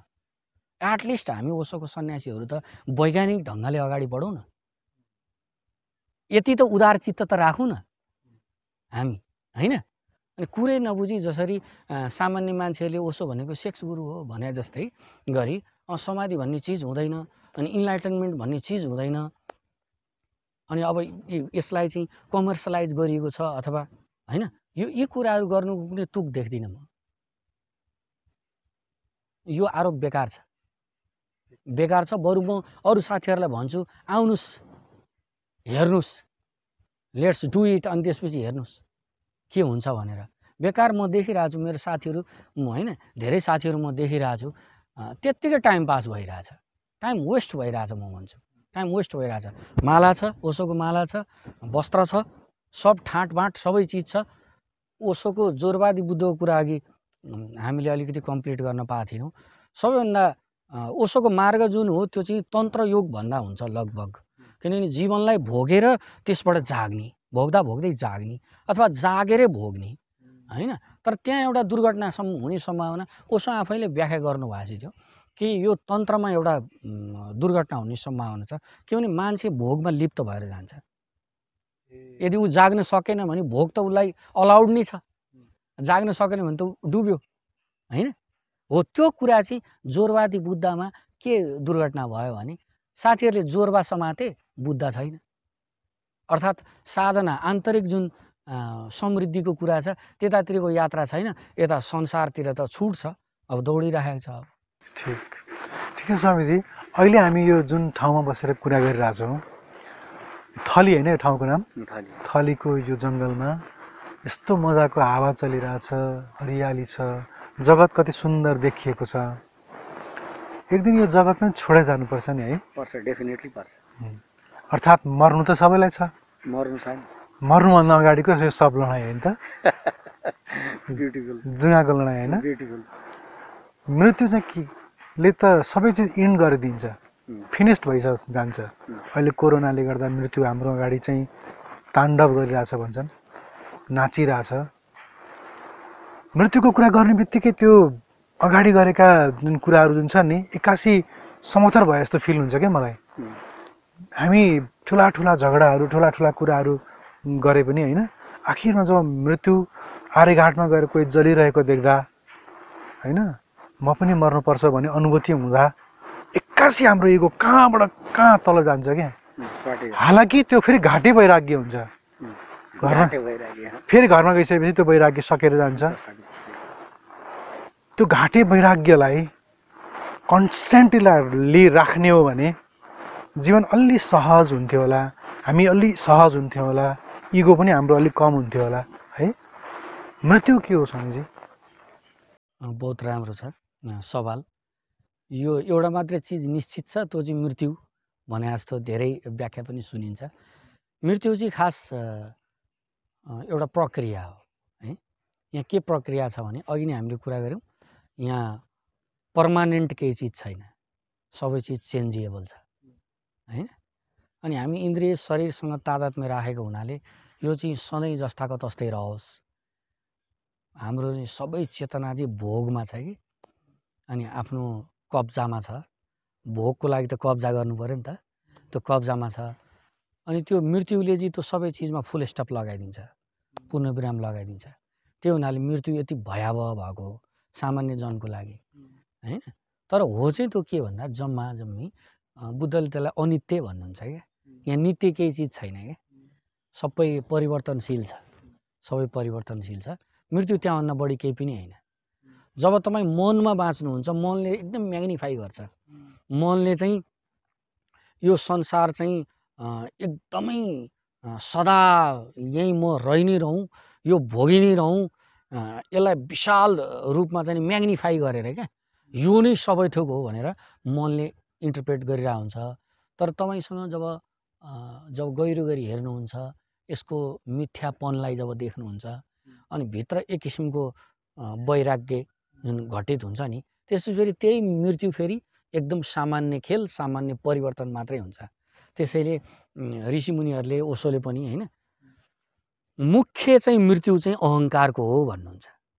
यो शरीरको चाहिँ सामान्य प्राकृतिक प्रक्रिया हो यो होइन। अहङ्कार त स्वामीजी मृत्युको कुरा मात्रै गर्दाखेरि पनि केमिकल चेन्ज भइसक्छ क्या, केही क्षणको लागि। अहङ्कारले बहुत रोल खेल्छ, बहुत भूमिका खेल्छ। एकैछिनमा ऊ साधु भएको जस्तो गरिदिन्छ, त्यो त त्यही त्यो घाटे वैराग्य जस्तो। अनि उसले फेरि आफ्नो रूप धारण गर्छ। त्यो हुनाले मृत्यु चाहिँ वास्तवमा मनको हुने हो। मनलाई जुन मैले म भनेर चाहिँ जुन पकड बनाएको हुन्छु, त्यो आफ्नो एउटा परिचय बनाएको हुन्छु, त्यसको मृत्यु हुने हो। शरीर त पञ्चतत्त्वले बनेको हो, यही प्रकृतिमा विलिन हुन्छ होइन। त्यहाँ केही पनि दुःख छैन, त्यहाँ कसैलाई शिकायत छैन खास। त्यो सामान्य मान्छे जो रोनाधोना गर्छन् मृत्यु भन्ने बित्तिकै उनीहरूको मेन समस्या भनेको जुन अहङ्कार पूर्ति भइरहेको थियो त्यो बन्द हुन्छ। अनि अझ त्योभन्दा पनि अझ जकडियो भने उसले जुन किसिमको तादात्म्य, एकदम गहिरो तादात्म्य जगतप्रति जुन राखेको हुन्थ्यो त्यो टुट्छ भन्ने पिर हो। समग्रमा म भोग्न पाउँदिनँ भन्ने कुरा हो है। एउटा भोगको दृष्टिकोण छ, अर्को चाहिँ त्यो भोगबाट विरत भएर वैराग्यमा जाने दृष्टिकोण छ। त सन्यासीहरूको लागि चाहिँ अब यो मृत्यु भनेको अहङ्कारको निर्जरा गर्दै गर्दै गर्दै गर्दै स्रोत जस्तो थियो त्यतैतिर फर्किने। उसले त मैं मृत्यु सिकाता हूँ भन्नुहुन्छ, म मर्न सिकाउँछु तिमीलाई भन्नुहुन्छ। त मर्न सिकाउने अघि पनि मैले कुरा गरेको थिएँ। एउटा साधना चाहिँ पहिला लिभिङमा हुन्छ, आर्ट अफ लिभिङमा हुन्छ भने त्यसपछि आर्ट अफ डाइङ हुन्छ। मर्ने पनि कला जान्नु पर्यो। मर्ने कलाको लागि चाहिँ पहिला कसले मार्छ त? मार्ने त चाहियो नि। कसले मार्छ? सद्गुरुले मार्छ, जिउँदो सद्गुरुले मार्छ। शरीरमा नभएको सद्गुरुले मार्दैन। एकदम दुर्लभ घटना मैले भनिहालेँ। जिउँदो सद्गुरुले मार्छ, सद्गुरु चाहिन्छ। र त्यहाँ बार बार जसरी ओशोले चोट हान्नु भएको छ नि होइन, हो त्यसरी चोट हानेर आफ्नो अहङ्कारलाई तिर्मिराइदिने व्यक्ति भइसकेपछि अनि त्यहाँ मनको मृत्यु हुन्छ। अनि कवीरले जस्तो बल्ल मृत्यु त यो त एकदम भ्रम रहेछ होइन, यो मृत्यु त अहिले घटित भए पनि मलाई झन् आनन्दै हुने रहेछ। पछि त मृत्यु त समाधि हुन्छ। समाधि भनेको खास चाहिँ समाधिको दुईवटा अर्थ छ, तपाईँलाई पनि थाहा होला। एउटा मरिसकेपछि लगेर चाहिँ गर्ने, अनि अर्को एउटा साधनामा एकदम उच्च चेतनाको अवस्था। त्यो पनि के हो भने पुरा पूर्णतया अहङ्कारको मृत्यु नै हो नि त त्यो होइन। त्यही भएर त्यसलाई पनि समाधि भनेको। सबै चिजको समाधान सक्यो त्यहाँ, अनि त्यहाँबाट उता केही चिज छैन, त्यही परम सुख हुन्छ। त्यही हुनाले कवीरले भन्नुहुन्छ होइन, जिस मर्नी से जग डरे मेरो मन आनन्द, कब मरी हुँ कब भेटी हुँ पूरन परमानन्द होइन, त्यस्तो कुरा आउँछ होइन। उसको यतातिर साधु सन्यासीको भने अरू मान्छेहरू रोइ कराइरहेछन् र मृत्युलाई त्यत्रो भेग बनाउनु पर्ने मैले चाहिँ देखिनँ। पहिला मेरो चाहिँ साधना पनि त्यसै गरी मलाई मृत्युले एकदम आश्चर्यमा लगेर सुरु भयो। मलाई मर्छु भनेर थाहा पाइसकेपछि, म 21 वर्षको मात्रै थिएँ, मलाई मर्छु भनेर थाहा पाइसकेपछि त्यो दिनदेखि आजको दिनसम्म म संसारसँग आसक्तै छैन, म हुनै सकिनँ। तपाईँले भन्नुभयो त्यो मनलाई भरङ्ग पार्छ अनि त्यो समाप्त हुन्छ एकछिनको लागि, पछि फेरि आउँछ भन्नुभयो। मलाई यस्तो मेमोरी कन्टिन्यू भयो कि अब म यहाँ के गर्ने, अब न कोही मेरो न म कसैको, म त अस्थायी पर्यटक जस्तो रहेछु नि त।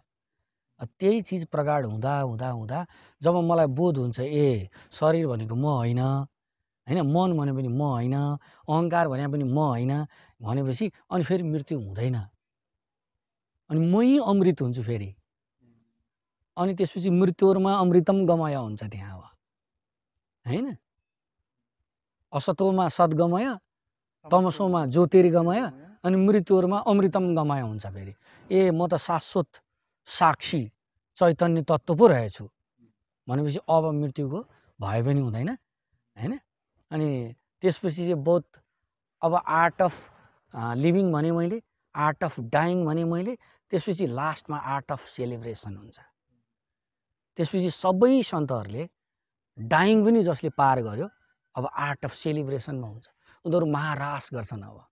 अनि ओशो जस्तो चेतना जो महारास गर्दै हुनुहुन्थ्यो, जो मृत्यु सिकाउँछु भन्दै हुनुहुन्थ्यो, अनि ओशो जस्तो चेतनालाई एकदमै तलको सामान्य मान्छेहरूले सेक्स गुरु भने होइन, हाँसो उठ्दो कुरा छ क्या। अनि सबै मान्छेहरू लगभग मान्छेहरूको भोगको केन्द्र चाहिँ सेक्स हो, त्यो हुनाले सबैको चेतना त्यहीँ कन्सन्ट्रेट छ, अनि उनीहरूले त्यहीँबाट हेर्दा त्यस्तो केही देखियो जुन बिल्कुल सही होइन। यत्रो विजडमको कुरा जुन हजुरले गर्नुभयो, यत्रो ज्ञानको सागरहरू हामीले चाहिँ पोखायौँ आज यहाँ होइन। यो सबैको बल के, त्यो बल केले गर्दा आउँछ? गुरुले गर्दा आउँछ होइन। गुरुले अनि आफ्नो अनुभूतिले होइन, गुरुको कृपा र अनि आफ्नो अनुभूति, चार तहको कुरा। र त्यो आफ्नो अनुभूति पनि फेरि गुरुले गर्दा, गुरुको छत्र छायाले गर्दा। गुरु बिना त के हुन्छ भने अघि मैले फेरि कुरा गरेँ, फेरि म त्यो भन्छु, आर्ट अफ लिभिङ छ नि, त्यो चाहिँ विदाउट गुरु पनि हुन्छ। जस्तो तपाईँले युट्युब हेर्नुभयो, पुस्तक पढ्नुभयो, तपाईँ अलिक इन्टेलिजेन्ट हुनुहुन्छ, प्रतिभाशाली हुनुहुन्छ भनेपछि तपाईँले बिना गुरु ध्यान चाहिँ गर्न सक्नुहुन्छ होइन। एउटा सम्यक जीवनको शैली पनि तपाईँले लिएर जान सक्नुहुन्छ होइन। तर जुन जीवनको रस जुन आउँछ, जुन यत्रो गीता उपनिषददेखि लिएर यत्रा शास्त्रहरू, अनि अनेक 300 भन्दा बढी धर्म छन्, 3000 भन्दा बढी सम्प्रदाय छन् भनेर मैले कता ओशोकै डिस्कोर्समा सुने जस्तो लाग्छ विश्वभरि होइन। यत्राले गुणगान किन गाएको होला यत्रो भन्दाखेरि त्यसको रस चाहिँ छ नि, त्यो ध्यानमा मात्रै चाहिँ आउँदैन क्या। त्यसपछि समाधि क्या, जहाँ मर्नुपर्छ क्या, जहाँ अहङ्कार समाप्त हुन्छ क्या होइन, जहाँ आफू विलिन हुन्छ क्या, र त्यो चाहिँ गुरुको कृपा बिना सम्भव छैन क्या। अहङ्कार कहाँ गएर चाहिँ नि डिलिट गर्ने भने क्या, त्यो पनि जिउँदो चाहिन्छ क्या सामने। अहिले भर्खर झापु हान्ने, अहिले भर्खर गाली गर्ने व्यक्ति चाहियो क्या, नभए त एउटा समूह समात्या छ, एउटा आश्रम बनाएको छ, पीठाधीश भएछ, मठाधीश भएछ, गुरु पल्ट्या छ, अनि कहाँ छ त रूपान्तरण होइन। जसलाई ओशो जस्तो क्रान्तिकारी बुद्धले एक प्रहार गर्नुभयो, मठाधीश बन्छस् त, पीठाधीश बन्छस् त, त गुरु बन्छस् त भनेर हान्नु भयो। अब ओशोकै परम्परामा यति धेरै यो सब जुन चलिरहेछ हैन, कति पर्सेन्ट के त्यहाँ एक किसिमको यो जुन अहिले भन्यौँ हामीले उपनिषदको लेभलको तहको समाधिको तहको जुन रूपान्तरण छ, त्यो बिना त के हुन्छ भने सिम्पल एउटा परम्परा चलाउने जस्तो, एउटा ओशोको भाषामा भन्नुपर्दा दोकानदारी हैन, रिसोर्ट, राम्रो बस्ने ठाउँ, यसो रिफ्रेसमेन्ट हैन, एकदमै अप्टिमम लेभलमा मेडिटेसन हैन, त्यहाँभन्दा माथि हुँदैन। त्यहाँभन्दा माथि जानु छ भने जीवन्त गुरु चाहियो, सामने चाहियो, झापु हान्ने चाहियो। ओशोकै जीवनमा हेर्नु नि तपाईँ, ओशोकै जीवन हुँदाहुँदै, ओशो हुँदाहुँदै अनि खोइ त अनि को निक्लिनु भयो त? निक्लिनु भयो? निक्लिनु भएन नि। त्यसको लागि पनि हिम्मत चाहिन्छ। जस्तो म बुद्ध हुँ हैन, म चाहिँ तपाईँहरूलाई गाइड गर्न सक्छु, म ओशोको उत्तराधिकारी हुँ, म ओशो परम्परालाई यसरी गुरु शिष्य परम्परामा कन्भर्ट गर्न सक्छु भनेर गर्नको लागि पनि गफै गरेर मात्रै त हुँदैन नि त। त्यसको लागि त कति चाहिन्छ त्यो हैन। त्यो ओशोको कृपा बिना सम्भव छैन नि। फेरि गुरुको कृपा बिना, ओशोको कृपा बिना भन्दैछु। ओशो अहिले शरीरमा हुनुहुन्न, जसलाई पनि अहिले जो पनि त्यो गरिराखेको छ, यदि कसैले गरिरहेछ ओशोकै कोही नोन अननोन हैन गरिरहेको हुनसक्छ, त त्यो ओशोकै कृपा बिना सम्भव छैन नि त्यो। ओशो त अब हाम्रो लागि के हुनुभयो? ओशो त शरीरमा हुनुहुन्न, ओशो त हाम्रो लागि गोविन्द हुनुभयो, परमात्मा हुनुभयो, सर्वव्यापक हुनुभयो। कसरी समाउने त? यो सूर्यको किरणलाई कुन किरण समाउने? कसरी समाउने? एउटा बाटो चाहियो नि। Be practical. प्र्याक्टिकल त चाहियो नि। मैले ध्यान जानेको छुइनँ, मलाई समाधि जान्नु पर्यो, सोध्नु त पर्यो नि, कोही त हुनु पर्यो नि। कत्रो सौभाग्य हाम्रो कि ओशोको परम्परा समाप्त भइसकेको थियो। ओशोले दिनु भएन त्यो कुरा, कसैलाई उत्तराधिकारी दिन्छु भनेर दिनु भएन। त्यसको पनि पछाडि कारण होला नि। उत्तराधिकार हुन त सक्षम व्यक्ति पनि चाहियो नि त। अनुभूतिमा पनि डुबेको, त्यो अनुभूतिलाई उतार्न पनि सक्ने जीवनमा, अनि त्यसलाई अरूको मङ्गलको लागि प्रयोग पनि गर्न सक्ने त्यो दक्षता क्षमता सारा भएको व्यक्ति। जसरी गुरु ग्रन्थ साहिब अन्तिममा गुरु गोविन्द सिंह पछि गुरु ग्रन्थ साहिबमा गएर टुङ्गियो, अनि ओशोको परम्परा त्यहाँ टुङ्गियोस्, ओशो जस्तो बुद्धको परम्परा त्यहाँ गएर टुङ्गियोस्। म त आई डोन्ट लाइक दिस हैन। म त यति खुसी छु कि हामी चाहिँ त्यो परम्परालाई हैन हाम्रो सौभाग्य भनौँ न सद्गुरुको साथमा लिएर हिँड्दैछौँ हैन। सबको आफ्नो तरिका हुन्छ, आफ्नो तरिकाले गर्नुहोस्, तर जे सत्य हो त्यसलाई यो सत्य हो भन्न पनि नहिचकिचाउनुहोस्। कम्तीमा ओशोको सन्यासी कम्तीमा त्यति ठुलो छाती त राख्नुहोस्।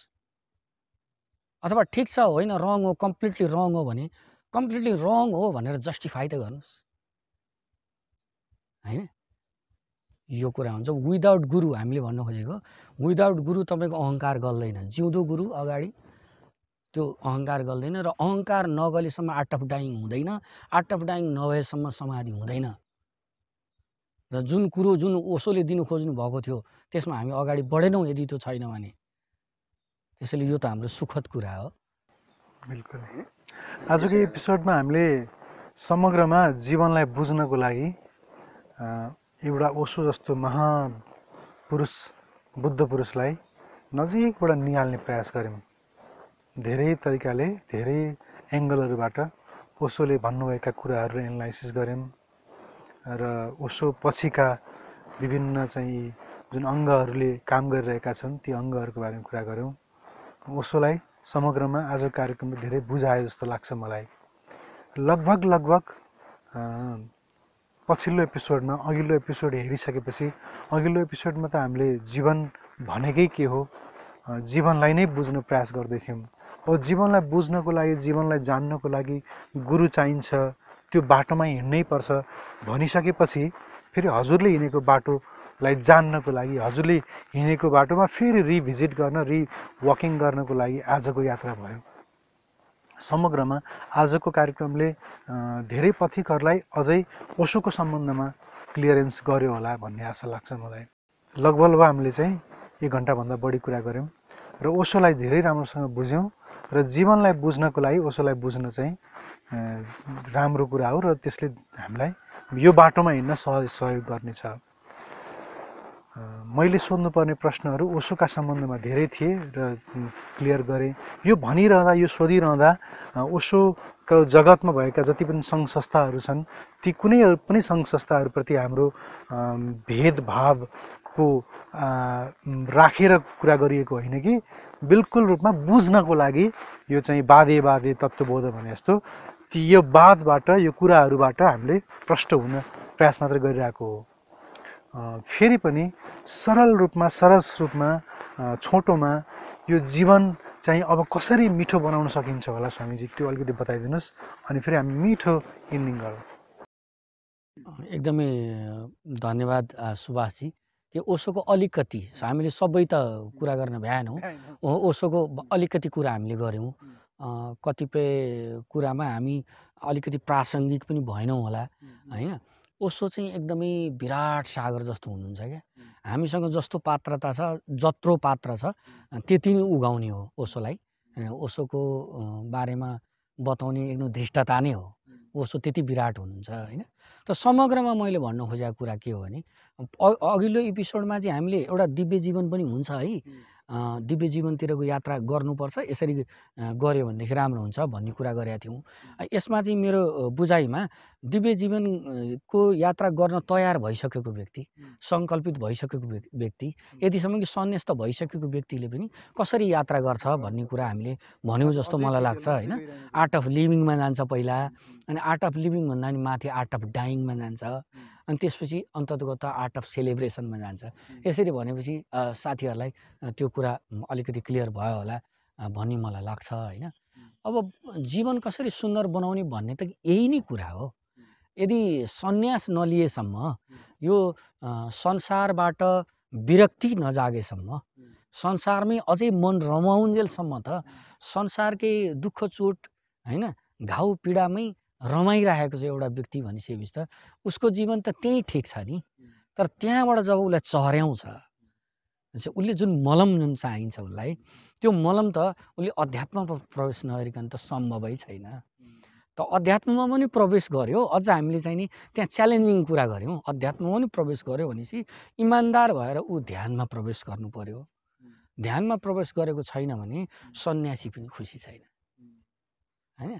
ध्यानमा त्यो माला लगाउँदैमा सन्यास लिँदैमा होइन त्यो हामीले भनिरहे यो सन्यास भनिरहँदाखेरि हामीले चाहिँ ओशोको सन्यासको कुरा गरिरहेका छौँ विशेष गरेर, या चाहिँ अहिले मोडर्न समयमा लिइने जोरवादी बुद्ध जस्तो सन्यास, जुन सन्यासमा घरमै बसेर गृहस्थ भएर पनि साधना गर्न सकिन्छ होइन।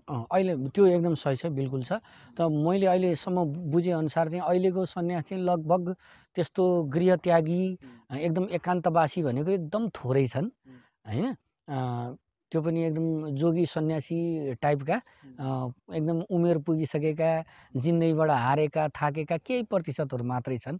अनि अहिले चाहिँ अरू समूहहरूले पनि गृहस्थमै रहेर ब्रह्मकुमारीदेखि लिएर राधेदेखि लिएर इस्कोनदेखि लिएर सबैले लगभग यो वे त यही नै समातिरहेछन् कि घर पनि छ र प्रार्थना पनि छ, अध्यात्मप्रतिको रुझान पनि छ, त्यो अर्को जीवन पनि छ। यसै गरी लिएर गएको छ। जोसुकै होस् जहाँसुकै होस् उसले गर्ने यात्रा चाहिँ यही नै हो। जे होस् हामीलाई हेरिरहनु भएको छ र साधनाको कुनै बाटोमा हिँड्न चाहनुहुन्छ, केही अध्ययन पनि गर्नुभएको छ, केही पढ्नु पनि भएको छ, अलिअलि भिडियोहरू हेरिरहनु भएको छ, विभिन्न केही आश्रममा गएर प्रवचन पनि सुन्नुभयो, अझै कन्फ्युजन भइरहेको अवस्था छ भने पनि हाम्रो यो कार्यक्रमबाट थोर बहुत केही गाइडेन्स अवश्य हुनेछ भन्ने आशा छ मलाई। र नयाँ साधक जो बिल्कुल नयाँ छ र केही बुझ्न चाहन्छ उसलाई चाहिँ थोरै इन्सपायर गरिदिनुहोस् न यो जीवनमा, यो आध्यात्मिक जीवनमा आउनको लागि। एकदमै स्वागत छ नयाँ साथीहरूलाई होइन। आध्यात्मिक जगतमा बहुत राम्रो सङ्कल्प लिनुभयो कि आध्यात्मिक जगतमा प्रवेश गर्नुभयो होइन। पहिलो कुरा त जीवन के हो भन्ने जब प्रश्न उठ्छ मान्छेलाई, त्यो प्रश्न उठ्नु नै ठुलो कुरो हुँदो रहेछ जस्तो लाग्छ मलाई।